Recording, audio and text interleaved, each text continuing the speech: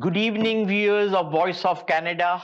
We welcome you to our new episode with a very dynamic personality we have this evening, Dr. Senator Asha Seth, who is a very well-known personality, a well-known senator and a philanthropist. Today I have been accompanied by my co-host, Simona Coutone.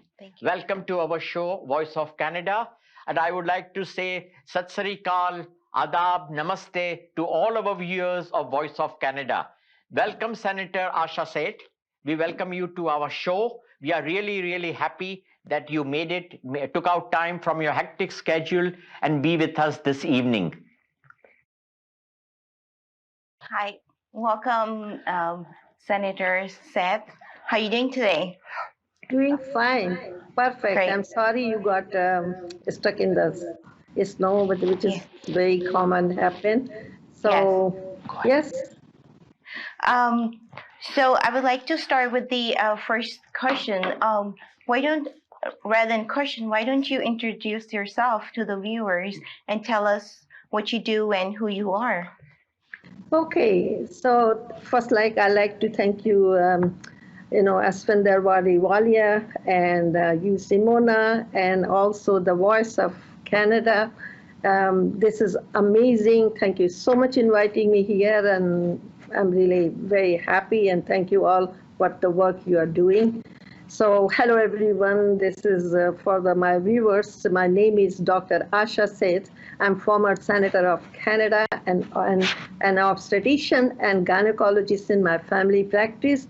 And I have practiced over 45 years. I have been helping families bring their babies into the world for a number of years through the private practice as well as working at St. Joseph Health Center in Toronto since 1976. So I really had the honor of experiencing and aiding with the most amazing miracles. So one of my greatest achievements was in 2011 when I was humbled to receive the Council Award from the College of Physicians and Surgeons of Ontario. And this award is a celebratory recognition given to physicians who have sustained a record of excellence and come closest to meeting society's vision an ideal physician. So I have been honored, I've been very thrilled with that,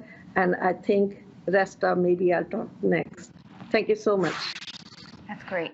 Senator, inform our viewers how you are appointed by our Right Honorable Stephen Harper. For what services you offered in service of Canada that he invited you to be the Senator for Senate of Canada. Thank you, Mr. Wadiwalla. my name is Wadiwalla. Wadiwalla. Wadiwalla. Wadiwalla. So. Or you can call me Asphandiar also, no harm. We know each other since a long time. Okay, Asphandiar, that's fine. So you know that I try to lead my life with humility and generosity, a virtue inculcated in me from the time I was an impressionable young mind in India. I had worked tirelessly to promote the well-being and rights of Canadians. So my multifarious public service endeavors and my philanthropy in raising the living standards, not only of Canadians, but others in the international arena as a Canadian enterprise. So these successful efforts are primarily in the area of public health and secondarily in the realm of society and culture. Probably led me to being chosen as the first Indo-Canadian female to be appointed in the Senate of Canada. We are proud of you. It was certainly for me a very memorable day of my life. But I remember the day when Prime Minister Stephen Harper called me while I was taking blood pressure to one of my patients, and he asked me, Dr. Asha, you have helped so much to your patients. Now, this is the time for you to serve country. Country needs you. He asked me to serve as a senator. And It's also a big he honor. said, It's a big honor for you, your family. and yes, he also said to me, you don't say no to me. Certainly, I would say it was a very thrilling and prideful moment in my life. So I thought myself, how I can make a difference in the life to others in future. So I plan to continue making a positive impact in the lives of our most vulnerable citizens. And this is my passion, and this is my dream, and I will continue. Thank you. Senator, inform our viewers about philanthropists, about what kind of philanthropist you are and what all you have done for Canada and for the people, for Canadians. So, Do you have any foundation for philanthropist yes, work? I'm coming back to, and I keep on telling you as I have done it, So my friends, I was very inspired by my parents. They taught me the importance of philanthropy and charity, and this aspiration to make a positive difference in the lives of others is what has always driven my life. My work includes many aspects of professional career in my personal life, including my role as a physician, my community involvement with many charitable organizations. In fact, I have got my own charitable organization. Wow. It's called Seth Foundation for Health and Human Welfare.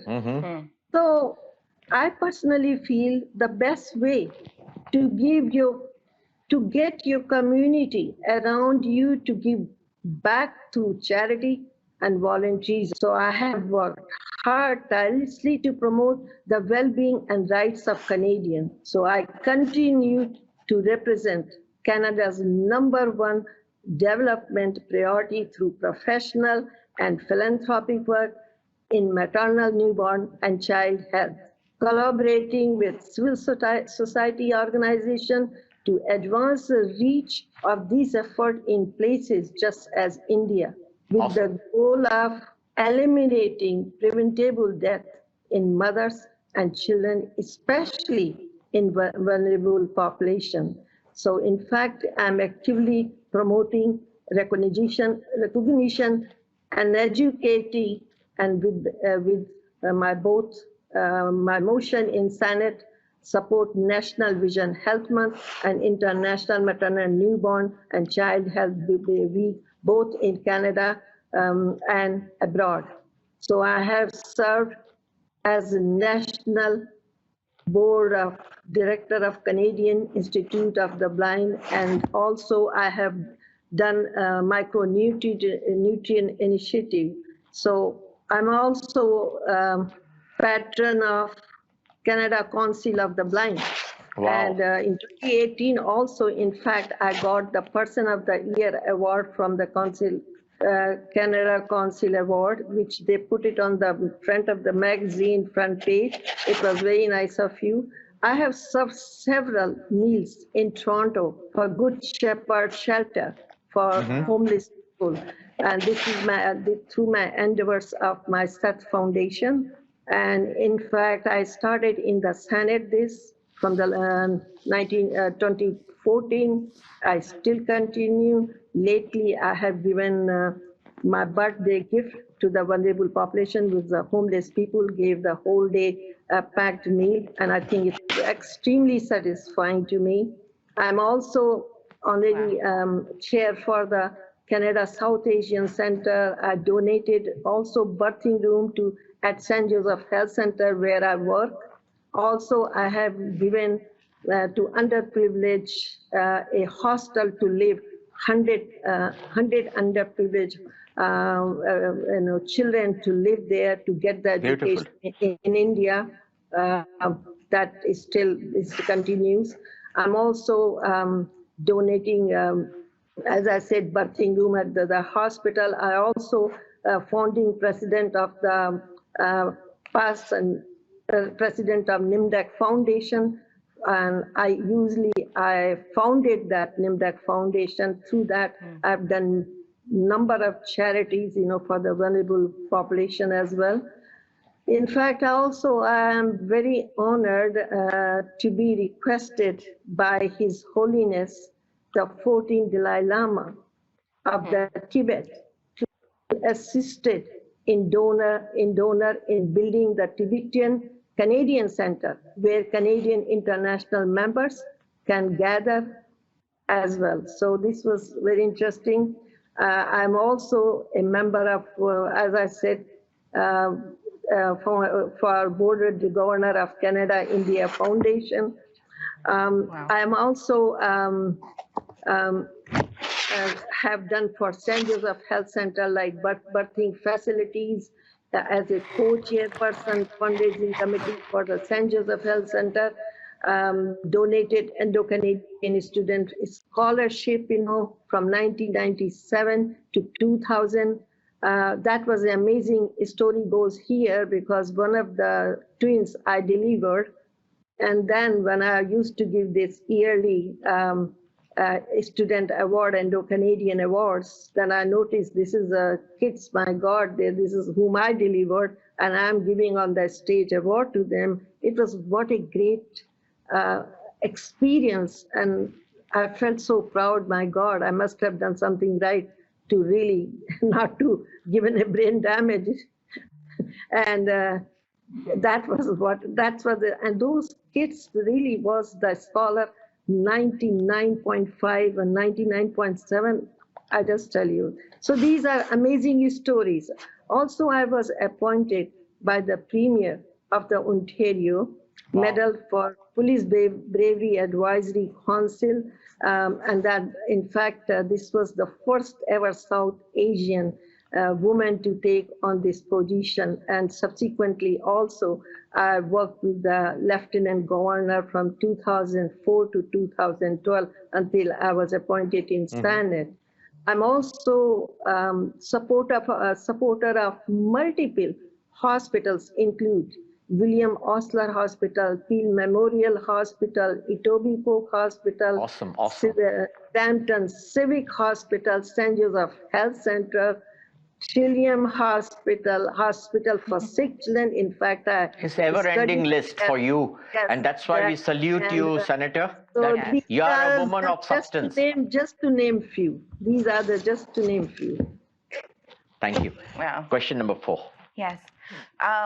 So being a senator, share any of your experiences when there was a certain bill that took like a particular time, the longest time in the Senate to be passed and to become a law for Canada. Any one of them you would Any like to particular bill you remember which is memorable to you? I'm coming to that point, yes. Yes. So in fact, my experience with politics has always been an extension of my desire to help and support my community. So in senators, senators are usually chosen to represent a certain region of the country in parliament, and they work for all Canadians. So I represented Ontario, and as a Canadian, Canadian senator, I belong to Conservative government, and in the Senate, I also sat many committees, including Standing Senate Committee of Aboriginal Social Affairs, Science, Technology, standing also National Finance Committee, also Inter-Economy and Budget and Administration. So during this time, I just like to tell you more about my Senate work, so you will know, unless you are time constrained, so I can pass what it's up to you to suggest. Yes. So as a senator, time of senator, also I did to strengthen the diplomatic ties between Canada and India. I traveled to India 3 times on behalf of the government of Canada, Awesome. including 2012 for Canada's longest ever trade mission to India with Prime Minister. In 2013, again, I traveled back to India again for the trade mission and met Prime Minister Modi, to whom I delivered greeting on behalf of the government of Canada. I also organized and executed the first ever trade mission to take place between Canada and UP, which is the largest populated province in India, not largest in the Awesome. the number wise, And I continue to engage high-level stakeholder in India with the goal of expanding academic, cultural, and commercial exchange. So I'm very passionate about, as I have told you initially, for the blind and partially sighted, and I serve as a volunteer and key member of National Board in the CNIB as well. So in 2014, in fact, I launched the first ever National Vision Health Month with the unanimous support of my colleagues.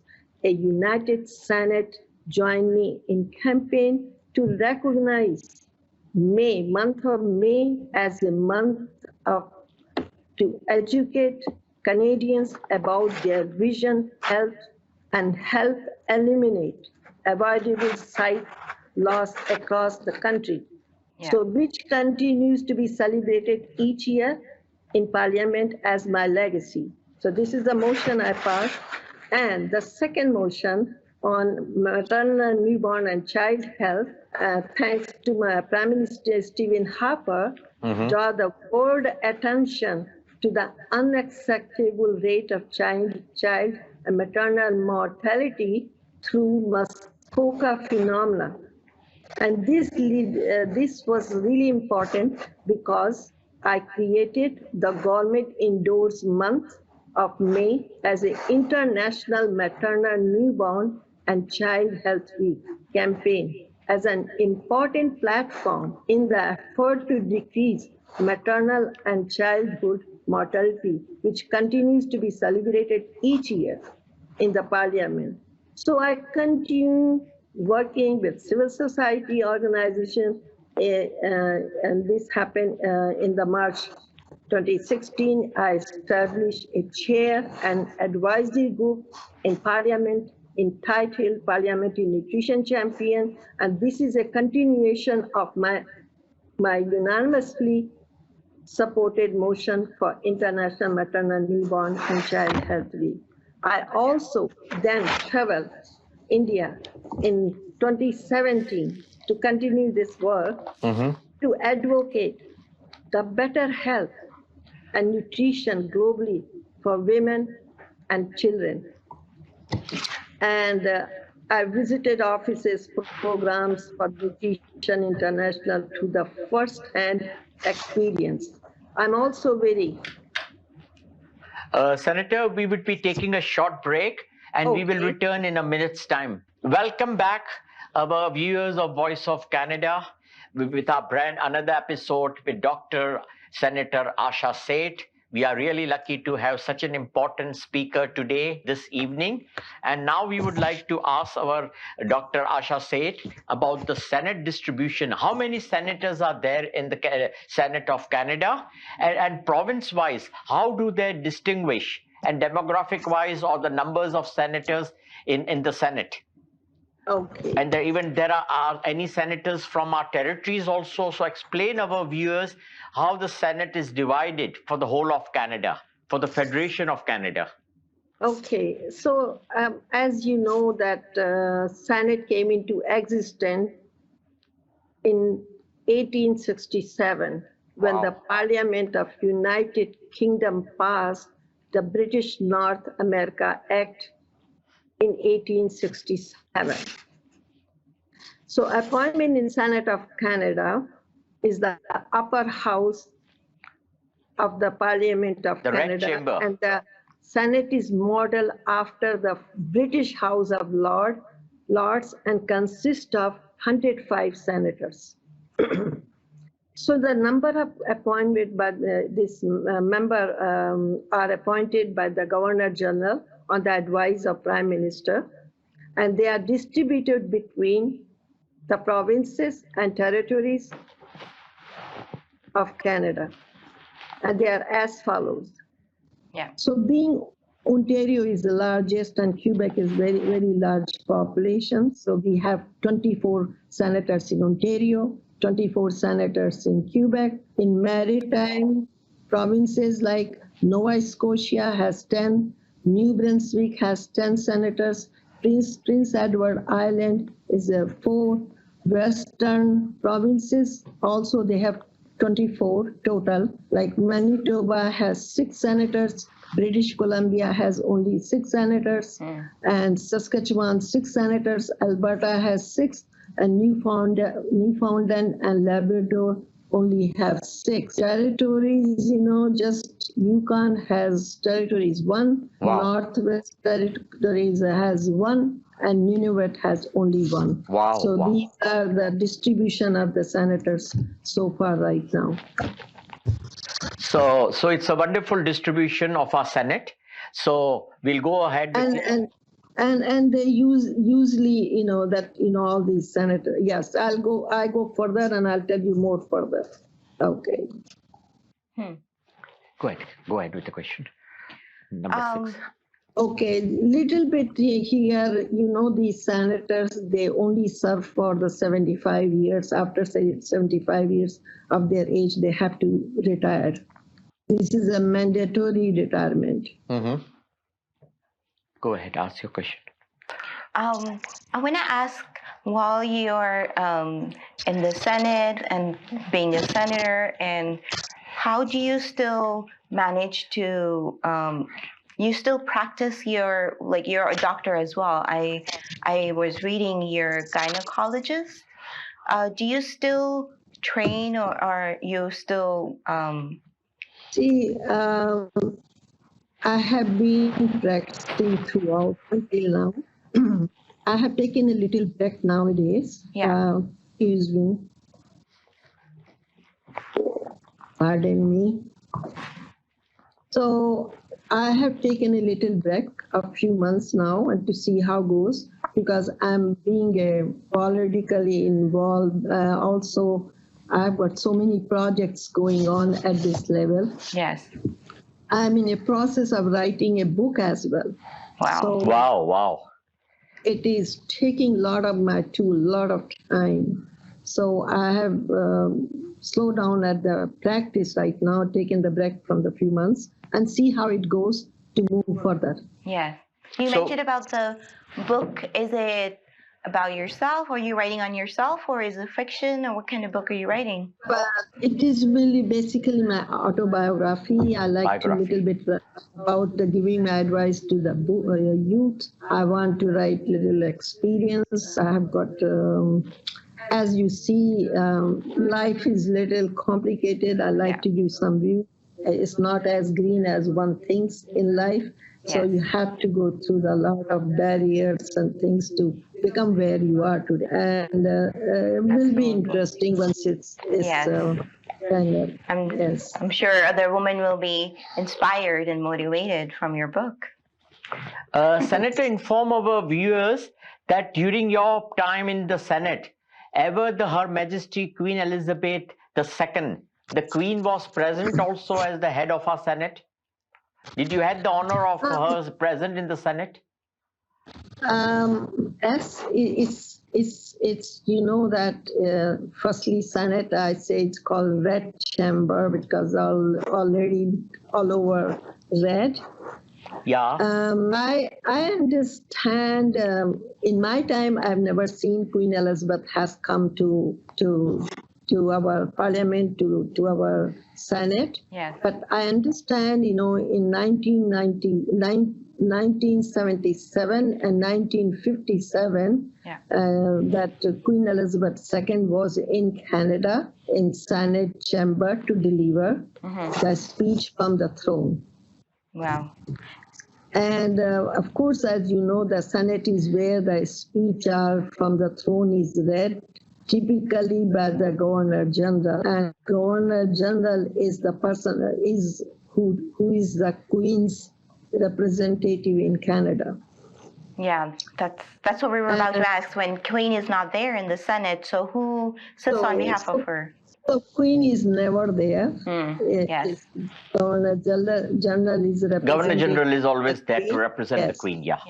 And Gigi Governor General perform all historic state ceremonies. He also one of the location where the Governor General traditionally grants royal assent as well once the bill is passed and bill to become distinct to become a law. And also Governor General also uses official residence, Redu Hall for formally turning bill into law. So it doesn't happen too often, but yes, it can happen. Yeah, great. Senator, as you are aware that due to paucity of time, today we would be concluding our interview a bit early. And we would be continuing part 2 after some time when you are available with us. So we really thank you for coming in our show of Voice of Canada. And we thank you, and we hope to see you again. Have a good night, and see you soon again in our part 2 Dr. Asha Seth interview. Thank you so much. Thank you. Thanks a lot, Senator, and have a good night. It was wonderful. I hope you enjoyed. Thank you.